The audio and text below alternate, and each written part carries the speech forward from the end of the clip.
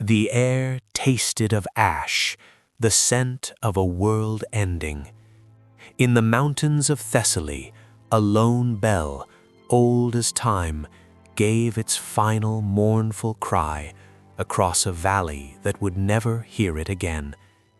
Inside the stone embrace of St. Catherine's Convent, 23 women knelt, their lips forming words of prayer. This morning, the ancient phrases felt like a eulogy, a whispered goodbye to everything they knew. Outside, the horizon bled crimson, reflecting banners of an empire that flowed like a river of steel and fire, erasing kingdoms. Sister Alani, the abbess, gripped a silver crucifix, its metal cool against her trembling hand.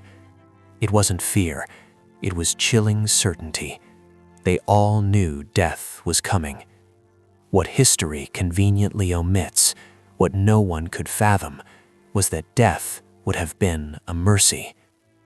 What unfolded wasn't mere conquest, it was an act so calculated, so insidious, its true horror remained buried for centuries, whispered only in forgotten archives, until now. Understand this. The Ottoman Empire didn't just conquer land, they conquered identity. Their true target wasn't the body, it was the soul. They had perfected making people disappear without leaving a single martyr. To grasp their strategy, understand the machine that consumed them. 17 years prior, in 1453, Constantinople, the jewel of Christendom, had fallen. A city that stood for over 1,000 years vanished in 53 days of cannon fire and blood. The Hagia Sophia was stripped bare within hours, mosaics plastered over, bells melted down. Within a week, the call to prayer echoed from its domes, silencing 9 centuries of hymns. Sultan Mehmed II declared it a mosque, not for worship, but because he understood, you defeat a people by erasing who they were, dismantling their essence. Looking west, Mehmed saw defiance. Every church bell, monastery, cross on conquered soil, every nun praying in Latin, these declared faith outlasted armies. So the Sultan made a chilling decision. If they will not convert, they will disappear. Not through massacre. Massacre creates martyrs. The Ottomans had perfected erasure. By 1470, this strategy was empire-wide. Greek monasteries, Serbian convents, Armenian churches. Some converted, some abandoned. But the pattern was consistent. First the offer, then the silence. St. Catherine's Convent, remote in Thessaly, was another test case, a silent footnote. These women knew nothing of footnotes. They were not warriors. They were women of silence and prayer. Rosaries their weapons, faith their armor. Most had never seen a soldier. Sister Alani, abbess for 12 years, came to the convent to find meaning after plague swallowed her village in 1448. Sister Magdalena, barely 19, vowed 2 years prior. Her hands still bore farm calluses. She joined after her family perished in a raid, seeking safety. Sister Theodoris, 70, had outlived 2 abbesses, an emperor, countless wars. She stopped fearing death decades ago, but none had faced this. The first cannonball struck just after dawn, tearing into the bell tower. The sound was apocalyptic. Stone exploded, iron shrieked.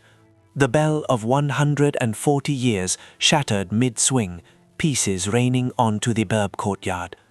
Hands that tended plants now covered ears, trembling. Sister Elani didn't scream.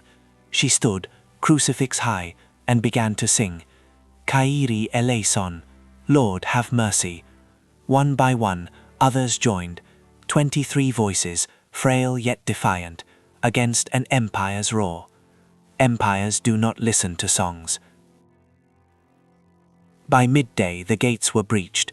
Ottoman soldiers poured in, not with swords, but ledgers, quills, inkpots.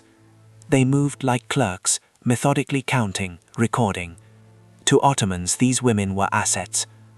A translator, a Greek man, stepped forward, his voice shaking with palpable shame. He read from a scroll. By order of Sultan Mehmed II, all subjects must submit, convert, gain protection, refuse, face rebellion's consequences. Sister Elani stepped forward, calm, serene. She spoke directly to the translator in clear Greek. "Tell your Sultan," she said, voice unwavering, "that we have already given our lives to a king.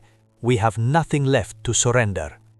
The officer, Hassan Pasha, whose name appears in 1470s Ottoman military records, didn't respond with anger. He responded with something far more chilling, a smile. He knew a truth the nuns hadn't grasped. The Ottomans had perfected breaking people without killing them. That night, they were locked in their chapel. No food, no water, just darkness, and soldiers outside, laughing, eating, living, waiting to see who would break. Two younger sisters from Corinth began to weep. Sister Magdalena, barely 20, whispered a psalm. "The Lord is my shepherd, I shall not want." Then another. "Though I walk through the valley of the shadow of death, I will fear no evil." Then another. Slowly, the weeping stopped. This was their underestimation. These women spent lives preparing for suffering, fasting, cold vigils, hours of silence, submission. What soldiers saw as torture, nuns saw as daily discipline. Hassan Pasha was patient. He'd seen it before. "Faith is like a candle," he once wrote. "It burns brightest just before it dies." He was about to test that theory. On the second day, doors opened. A servant brought real food, clean water, bread, and a flask. He set it down, left. Nuns stared, throats dry, stomachs hollow. Young sisters looked to Eleni. Sister Theodora spoke. "They want us to take it, to feel gratitude, to soften." Eleni nodded. "Then we fast." They did not touch the food. By the third day, lips cracked, bleeding, hands shook. Young sisters barely stood, but they did not break. Hassan Pasha watched, impressed, frustrated, a flicker of respect. But respect didn't change strategy. The doors opened again. This time, Hassan himself. He spoke Turkish, translator behind him. "You are not criminals. You are not enemies. You are simply mistaken. The Sultan is merciful. He offers new lives, new names, protection.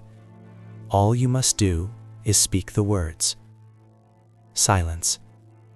He continued, "Or come with us to Constantinople. The Sultan himself will hear your case, perhaps moved by your conviction." He paused, letting weight settle. "But the road is long, and the weak do not survive it." Not a threat, a promise. Sister Ilani looked at her sisters, some barely conscious, some praying, some staring at the floor. She turned back to Hassan. "We will walk." The smile returned to his face. "Good. We leave at dawn." That night, the nuns held each other in darkness. No one spoke, but Sister Magdalena hummed a Vespers hymn. One by one, others joined. Outside, soldiers heard it. Some paused. Some looked away. One, years later, would tell his grandson about women who sang themselves to death. But that story, like so many, would be forgotten too.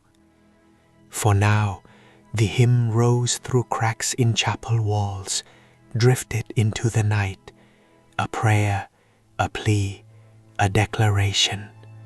We are still here. They left at dawn on the 4th day. 23 women, their hands bound with rough rope, began the long, brutal march south toward the coast. No carts, no horses, just their feet, the rising dust, and a sun that promised no mercy. The soldiers did not rush them. They didn't need to. The road itself, long and unforgiving, was the punishment. By the 2nd day of the march, Sister Irene, 62 years old, her knees failing her for years, collapsed. She tried to stand, her legs refusing to obey. The soldiers, impassive, did not wait.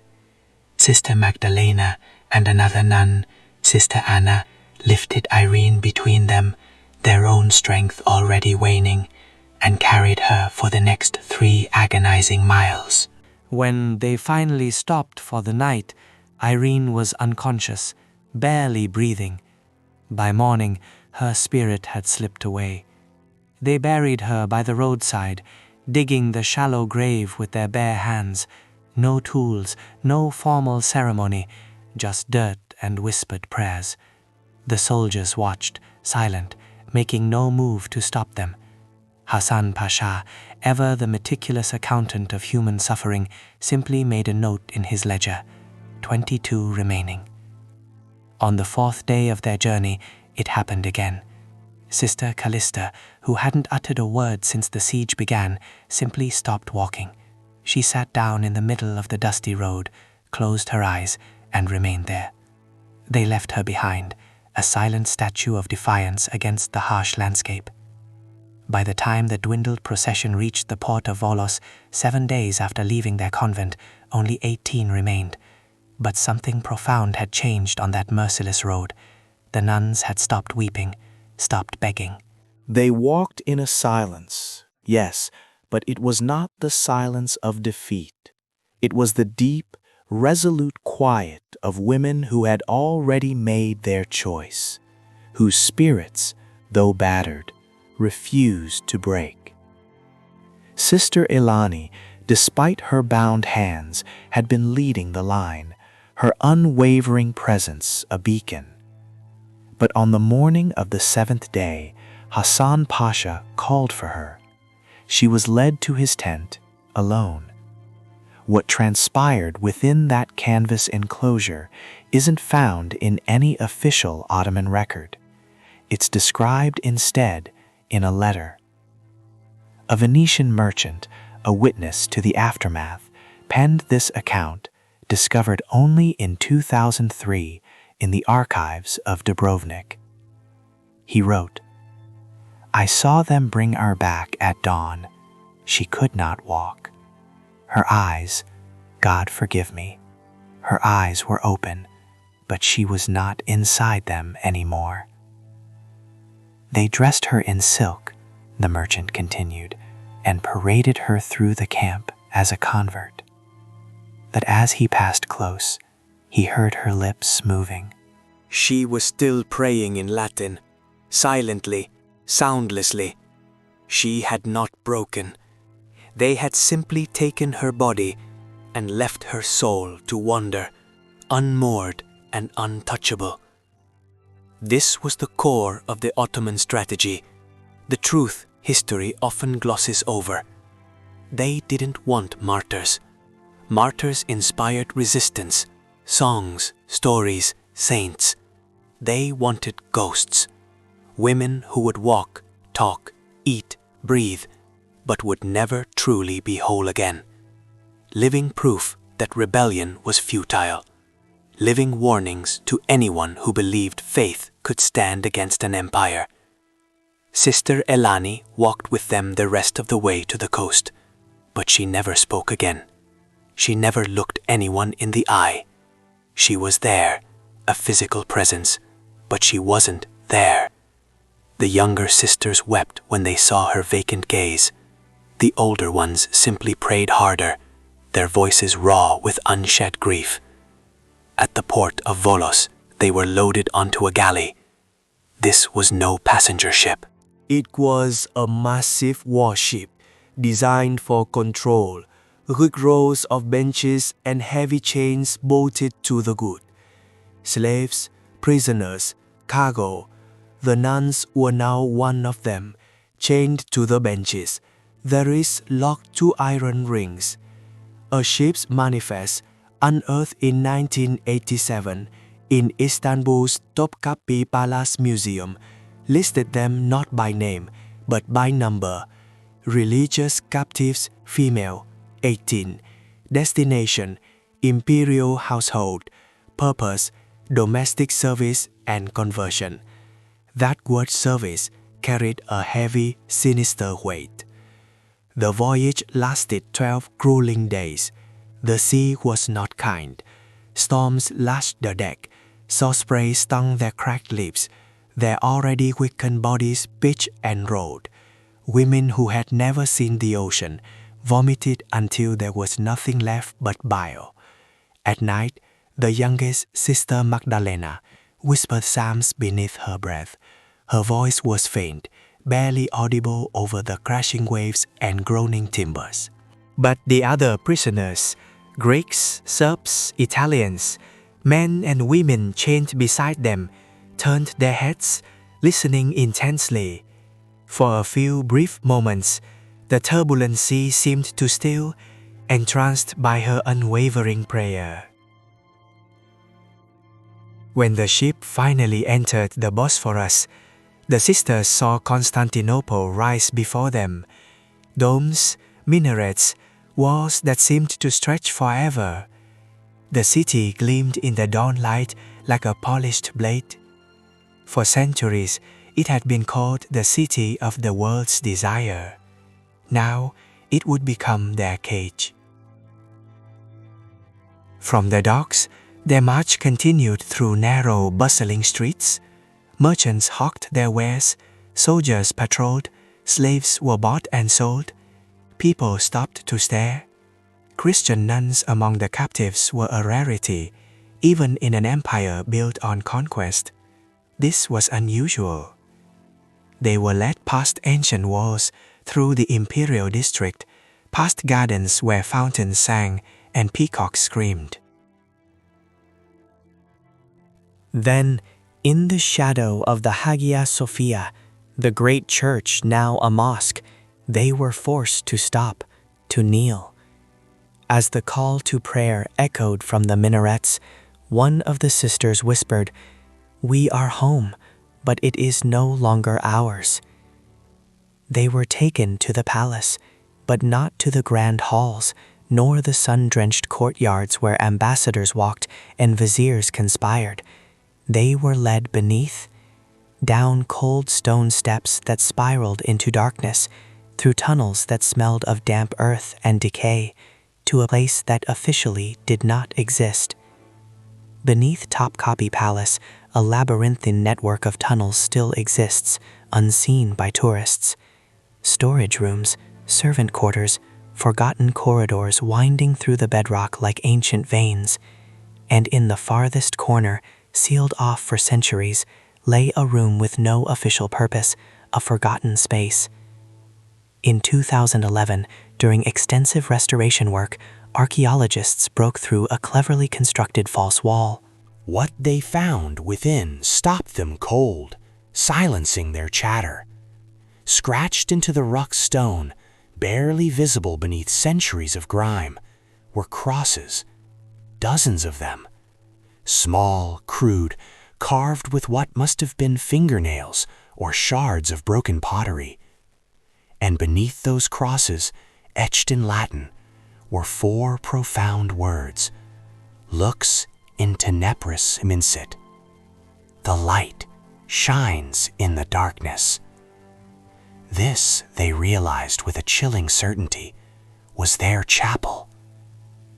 For months, perhaps even years, these 18 women lived beneath the opulence of the palace. By day, they worked as silent servants, scrubbing floors, washing linens, tending fires for rooms they would never be permitted to enter. They were ghosts within the grand design, their existence an open secret, their identities systematically erased. But at night, when the palace slept, when the only sounds were the distant calls of night watchmen and the rustle of rats. They gathered in this forgotten room. They prayed. They had no priest, no altar, no Bible. All they had was memory. They recited psalms from recall, verses half forgotten, reshaped into prayers that became their lifeline, their defiant breath in the dark. They sang hymns in whispers, so faint the stone barely caught them, their voices a fragile testament against the overwhelming silence. They held communion, with bread stolen from the vast palace kitchens and water drawn from the palace wells. And they carved their faith into the stone, one scratch at a time, knowing or perhaps simply hoping that no one would ever see it.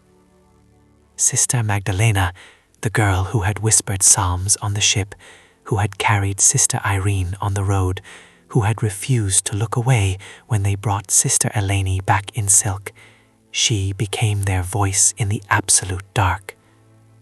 The archaeologists found her mark too, a small, delicate bird scratched into the corner of the wall. Beside it, 23 lines, one for each sister who had started the journey. But only 11 lines were complete. The rest trailed off into nothing, poignant symbols of those lost along the way. They used broken pottery for candle holders, a scrap of discarded linen for an altar cloth.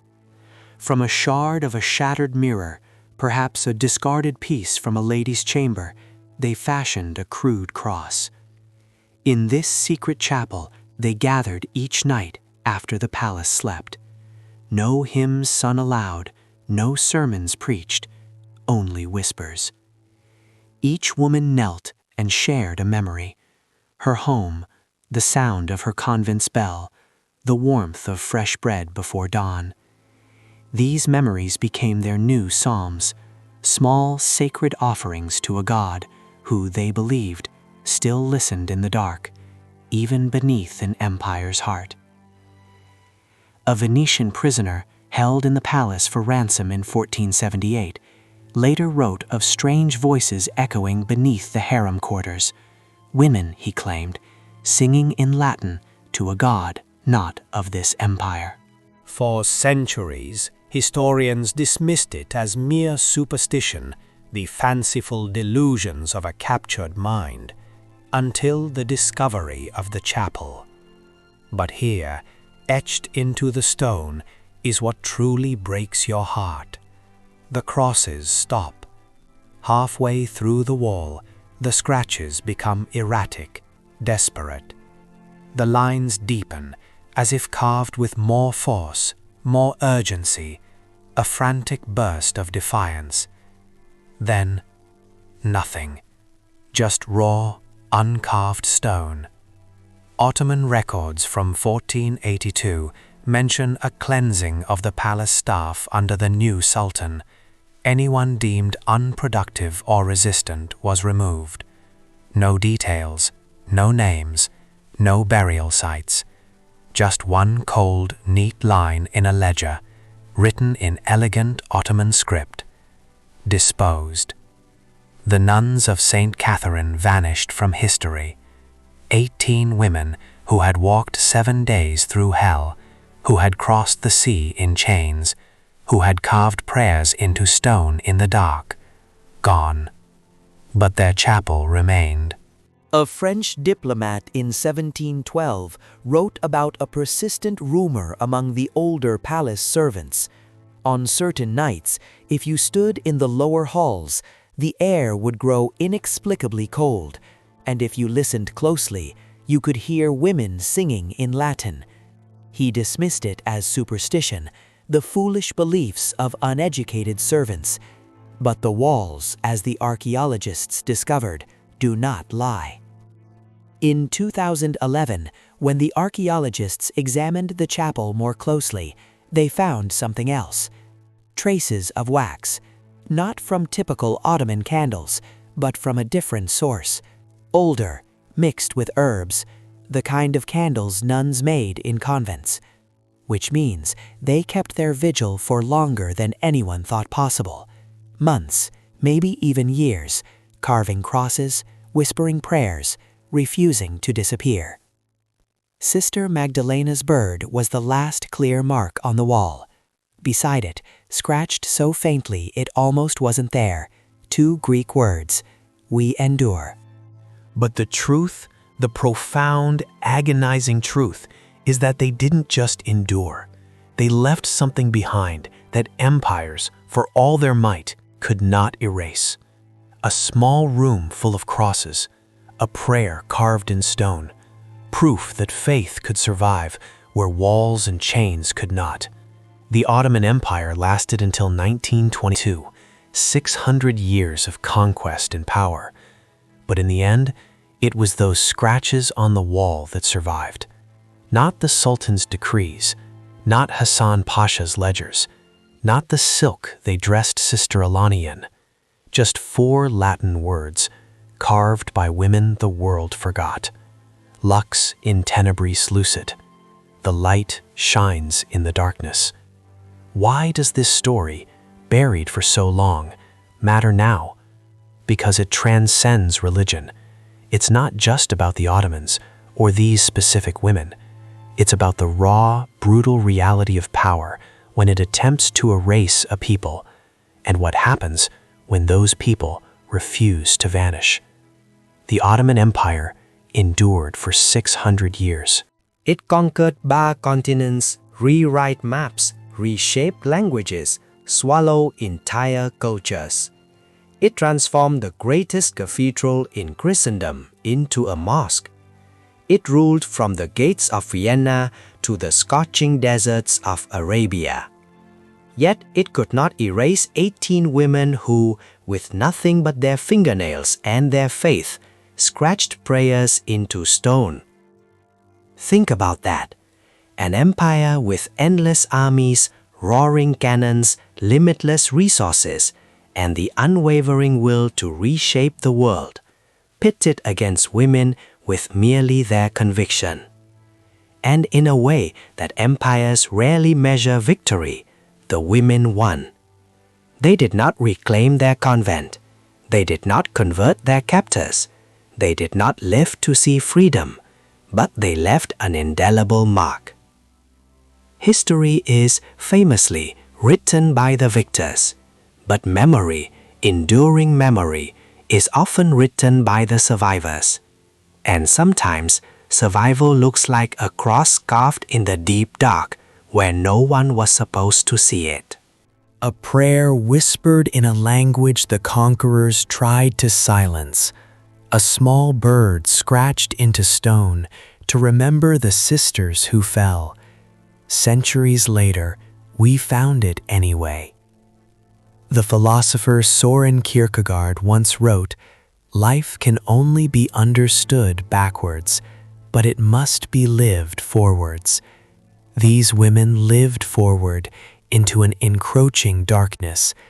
They walked 7 days, knowing they might not survive. They crossed the treacherous sea in chains, fully aware of what grim fate awaited on the other side. They descended into tunnels beneath a grand palace, knowing they might never feel sunlight on their faces again. But they carved their prayers anyway. They etched their hope, their defiance, into the rock, trusting that someone, someday, would look backward and find them. You just did. In 2011, when the archaeologists stood in that hidden chapel, staring at those crude crosses, one of them asked a question that still echoes hauntingly.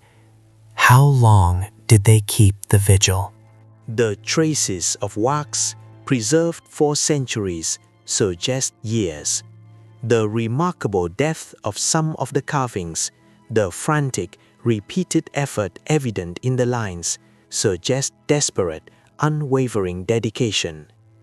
Which means these women gathered one by one, their lines on the wall left unfinished. even when the scratches on the wall stop growing, signaling yet another loss. Even when all hope should have died, extinguished by the relentless cruelty of their captors, they kept carving. That, in its purest, most unyielding form, is not merely faith, that is defiance.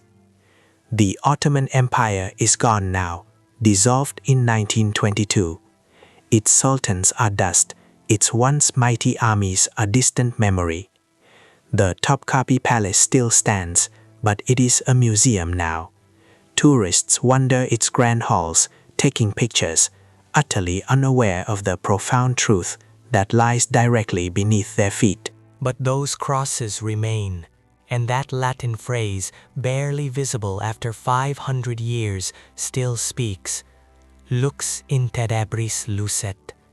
The light shines in the darkness. It's from the Gospel of John, a verse about a light that cannot be extinguished, a truth that survives even when everything else is stripped away. Sister Magdalena carved those words, knowing she would likely never leave that palace. She knew her name would be forgotten, that the world would move on without her. But she carved them anyway, because she understood something that empires in all their arrogant might never truly grasp.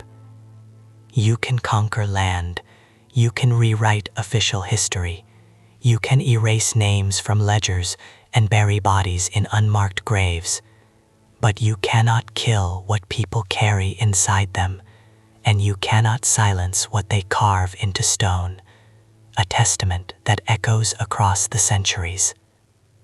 You have just witnessed one of history's darkest truths brought into the light.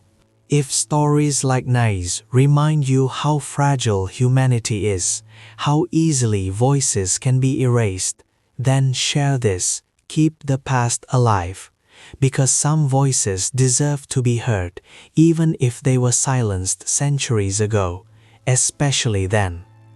The nuns of Saint Catherine were meant to disappear. That was the plan. Erase them, break them, turn them into ghosts or converts or mere footnotes in Ottoman ledgers. But they did not disappear. They are still here in those crosses, in that Latin phrase, in the chapel that archaeologists found 500 years later.